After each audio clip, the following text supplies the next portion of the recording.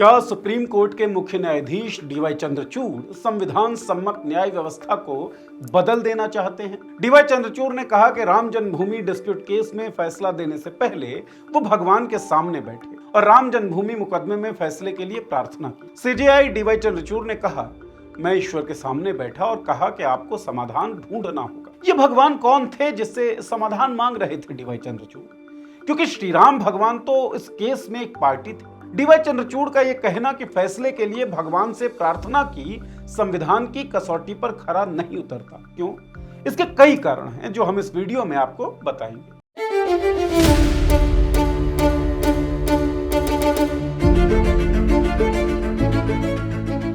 नमस्कार, मैं हूं नीरज झा और आप देख रहे हैं पॉलिटिक्स। महात्मा ज्योतिबा फूले कहते हैं, एक पीढ़ी का पाखंड दूसरी पीढ़ी के लिए परंपरा, तीसरी पीढ़ी के लिए संस्कृति और चौथी पीढ़ी के लिए धर्म बन जाता है। धर्म जो तर्कों से परे होता है। भारत के मुख्य न्यायाधीश ने कहा कि राम जन्मभूमि डिस्प्यूट मामले में फैसले से पहले उन्होंने भगवान से फैसला देने की प्रार्थना की। ये एक पाखंड है। आने वाले न्यायाधीशों के लिए ये एक परंपरा होगी कि हाँ भाई, हमसे पहले वालों ने भी तो भगवान से प्रार्थना करके सलाह मांगी ही थी, फैसला दिया ही था। उनके बाद के न्यायाधीशों के लिए ऐसा करना एक संस्कृति बन जाएगी और उसके बाद धर्म बन जाएगा कि कोई न्यायाधीश फैसला भगवान के ऊपर छोड़ दे। अफसोसजनक है कि धर्मनिरपेक्ष देश का प्रधानमंत्री सेनेगल लेकर हिंदू रीति रिवाजों के साथ पूजा अर्चना करके नए संसद भवन का उद्घाटन करता है।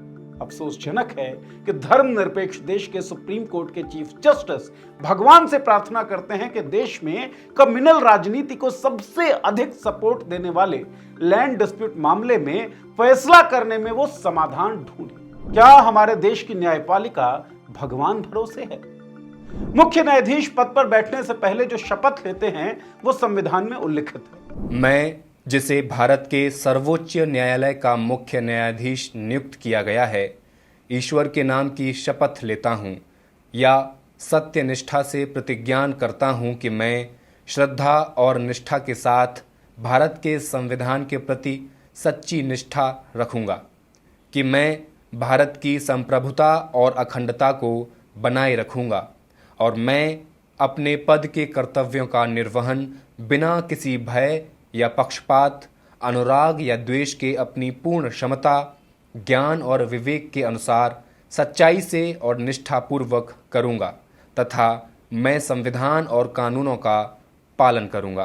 पहली बात, इस शपथ की खूबसूरती देखिए। शपथ ईश्वर के नाम की ली जा सकती है और बिना ईश्वर के नाम पर भी ली जा सकती है। संविधान निर्माताओं ने माना था कि इस देश में अलग अलग मतों, धर्मों, संप्रदायों को मानने और इनमें से किसी को भी ना मानने वाले लोग समान हक और अधिकार के साथ रहेंगे। भारत की न्यायपालिका के लिए सर्वोच्च आदेश किसी मत, किसी धर्म या किसी संप्रदाय से नहीं बल्कि संविधान से आना चाहिए। निजी क्षमता में आप किसी भी मत को मान सकते हैं, किसी भी पूजा पद्धति को अपना सकते हैं, लेकिन न्यायपालिका का हिस्सा होते हुए फैसला देते वक्त आप इन सब से निरपेक्ष रहते हैं और अपनी ताकत केवल और केवल संविधान से ड्राइव करते हैं, लेते हैं।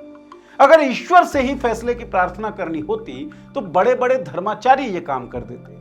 जजेस की क्या जरूरत होती, न्यायपालिका की क्या जरूरत होती? दूसरी बात, राम जन्मभूमि केस में भगवान श्री राम विराजमान खुद एक वादी हैं, पार्टी है। अदालत ने ही उन्हें वादी माना है। मुझे नहीं पता डीवाई चंद्रचूड़ ने किस भगवान से फैसले के लिए प्रार्थना की होगी, लेकिन यहां यह फैक्ट है कि खुद भगवान को भी इस केस में पार्टी माना गया। 1 जुलाई 1989 को एक मुकदमा सिविल जज के सामने भगवान श्री राम विराजमान और श्री राम जन्मभूमि द्वारा लाया गया। श्री राम विराजमान और राम जन्मभूमि वादी बने एक नेक्स्ट फ्रेंड के जरिए। अब जब खुद भगवान मुकदमे में वादी हैं तो उनसे फैसले की प्रार्थना नहीं की जा सकती। भगवान तो खुद कोर्ट में आए कि न्याय दो। जज साहब भगवान से प्रार्थना कर रहे हैं कि तुम ही दे दो। यह तथ्य आपको अजीब नहीं लग रहा? किसी मुकदमे में शामिल पार्टी से ही फैसले की प्रार्थना करना कॉन्फ्लिक्ट ऑफ इंटरेस्ट नहीं लग रहा? इसे बेईमानी नहीं समझा जाना चाहिए? या फिर कहीं ऐसा तो नहीं कि भगवान के मायने कुछ और है? तीसरी बात, जिन 5 जजों की बेंच ने राम जन्मभूमि मामले में फैसला दिया था, उनमें से एक रंजन गोगोई फिलहाल राज्यसभा के सांसद हैं। Ashok Bhushan national company law appellate tribunal के चेयरपर्सन हैं। एस अब्दुल नजीर आंध्र प्रदेश के राज्यपाल हैं। एस ए बोबडे फैसले के 2 हफ्तों के भीतर ही सुप्रीम कोर्ट के मुख्य न्यायाधीश बने। डीवाई चंद्रचूड़ फिलहाल सुप्रीम कोर्ट के मुख्य न्यायाधीश हैं। भगवान की सुनकर फैसला करने पर प्रसाद तो सबको मिला। सिद्धार्थ वरदराजन ने लिखा है, उस समय जो व्यक्ति सीजेआई थे रंजन गोगोई, उन्हें भगवान ने राज्यसभा में भेजा। पीठ के 2 उप न्यायाधीशों को उचित समय पर सीजेआई के पद पर पदोन्नत किया और शेष 2 न्यायाधीशों में से भगवान ने यह सुनिश्चित किया कि एक सेवानिवृत्ति के बाद गवर्नर बन जाए, जबकि दूसरा national company law appellate tribunal का प्रमुख बन जाए। ये भगवान कौन है जिनके आशीर्वाद से इतने बड़े बड़े पद मिलते हैं?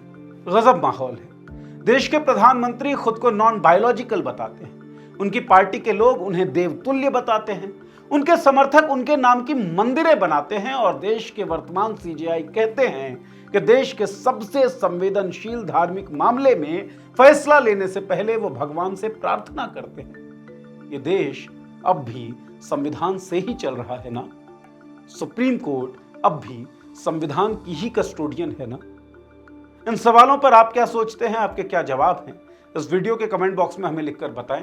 अगर वीडियो अच्छा लगा हो तो ये जानकारी औरों के साथ भी शेयर करें और इस चैनल को सब्सक्राइब कर लें ताकि इस तरह के वीडियो आपके सामने आते रहें। बहुत बहुत धन्यवाद।